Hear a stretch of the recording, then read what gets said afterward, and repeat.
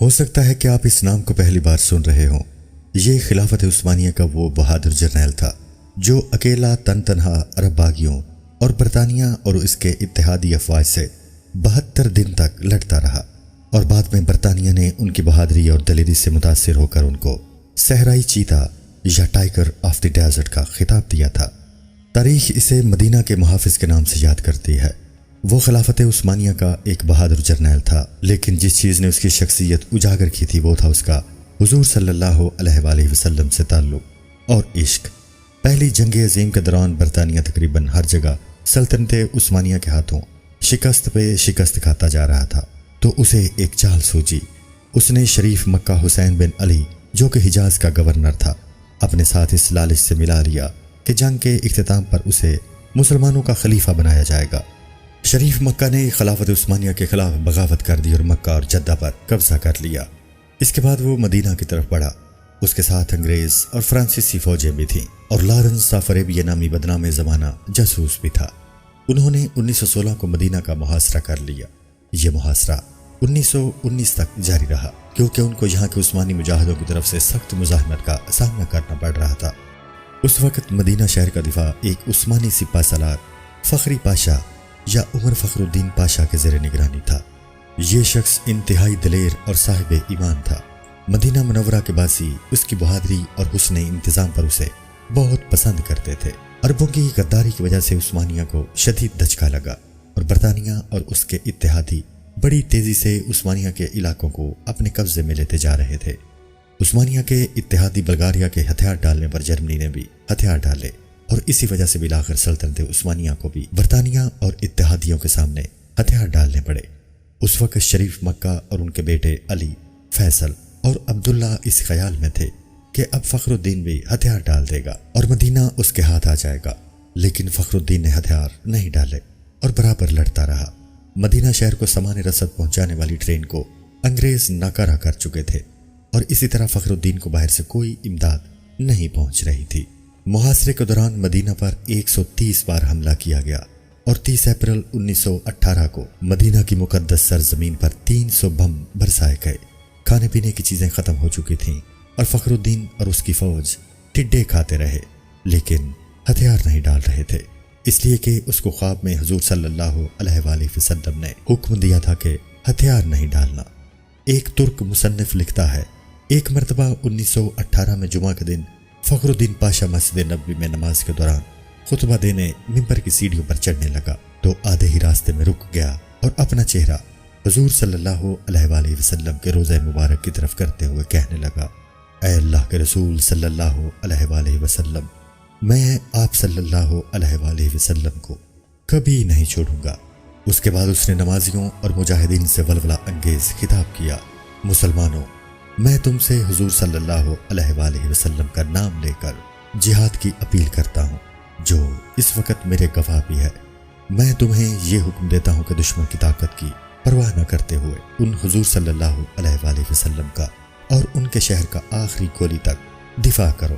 اللہ ہمارا حامی و ناصر ہو، اور حضور صلی اللہ علیہ وآلہ وسلم کی برکت ہمارے ساتھ ہو۔ ترک افواج کے بہادر افسروں، اے چھوٹے محمدیوں، آگے بڑھو اور میرے ساتھ مل کر اللہ اور اس کے رسول صلی اللہ علیہ وآلہ وسلم کے سامنے وعدہ کرو کہ ہم اپنے ایمان کی حفاظت اپنی زندگیاں لٹا کر کریں گے۔ اس کے بعد فخری پاشا نے کہا کہ اسے خواب میں حضور صلی اللہ علیہ وآلہ وسلم نے حکم دیا تھا کہ وہ ابھی ہتھیار نہ ڈالے۔ اگست 1918 میں جب اسے شریف مکہ کی طرف سے پیغام آیا کہ ہتھیار ڈال دو، تو اس نے ان الفاظ میں جواب دیا، فخری پاشا کی طرف سے جو عثمانی افواج کا سپہ سالار اور سب سے مقدس شہر مدینہ کا محافظ اور حضور صلی اللہ علیہ وآلہ وسلم کا ادنا غلام ہے، اس اللہ کے نام سے جو ہر وقت موجود ہے، کیا میں اس کے سامنے ہتھیار ڈالوں جس نے اسلام کی طاقت کو توڑا، مسلمانوں کے درمیان خون ریزی کی اور امیر المومنین کی خلافت پر خطرے کا سوالیہ نشان ڈالا اور خود کو انگریز کے ماتحت کیا؟ جمعرات کی رات میں نے خواب میں دیکھا کہ میں تھکا ہوا پیدل چل رہا تھا، اس خیال میں کہ کسی طرح مدینہ کا دفاع کیا جائے۔ اچانک میں نے ایک جگہ پر خود کو نامعلوم افراد کے درمیان پایا جو کہ کام کر رہے تھے۔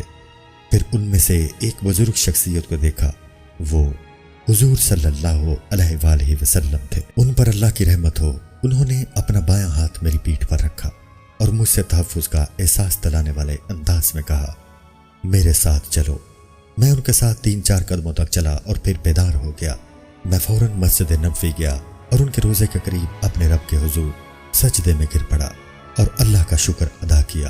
اب میں حضور صلی اللہ علیہ وآلہ وسلم کی پناہ میں ہوں جو میرے سپاہ سالار اعلیٰ ہیں۔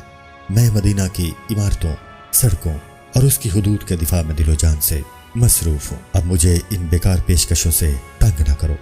30 اکتوبر 1918 کو سلطنت عثمانیہ نے ہتھیار ڈال دیے اور وزیر جنگ نے فخری پاشا کو پیغام بھیجا کہ ہم نے معاہدہ کر کے ہتھیار ڈال دیے ہیں، اب تم بھی ہتھیار ڈال دو۔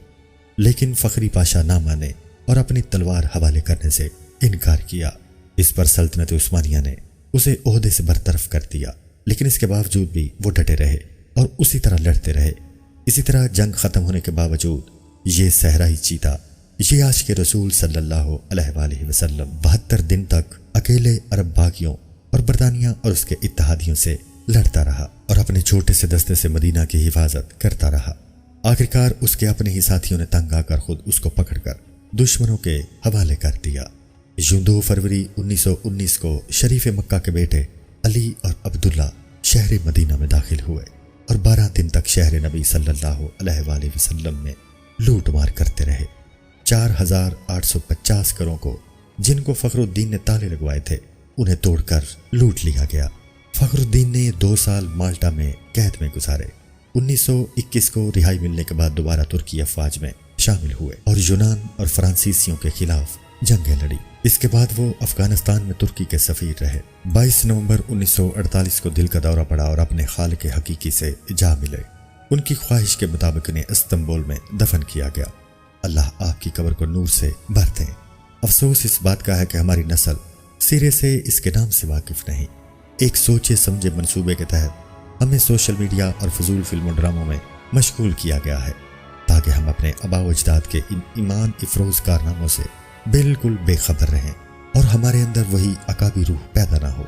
اس جرنیل کی داستان پڑھنے کے بعد شاید ہر کوئی خواہش کرے گا کہ کاش اس کی جگہ وہ خود ہوتا اور اسے حضور صلی اللہ علیہ وآلہ وسلم کی طرف سے اسی طرح حکم مل پاتا۔